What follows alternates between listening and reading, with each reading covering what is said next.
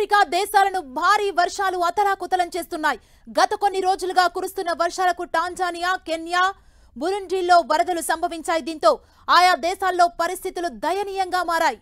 పలు ప్రధాన నదులు ఉప్పొంగి ప్రమాదకర స్థాయిలో ప్రవహిస్తున్నాయి. భారీ వర్షాల కారణంగా సంభవించిన వరదలకు టాంజానియా దేశంలో సుమారు 155 మంది ప్రాణాలు కోల్పోయినట్లు ఆ దేశ ప్రధాని కాసిం మజులివా వెల్లడించారు. బలమైన గాలులు, వరదల కారణంగా దేశంలోని అనేక ప్రాంతాల్లో తీవ్ర నష్టం వాటిల్లినట్లు తెలిపారు.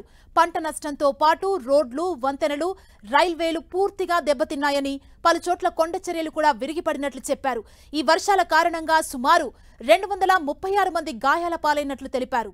వర్షాలకు 51,000కు పైగా ఇళ్లు ధ్వంసమయ్యాయని, సుమారు 2 లక్షల మంది వరదలకు ప్రభావితమయ్యారని ప్రధాని కాసిం పేర్కొన్నారు.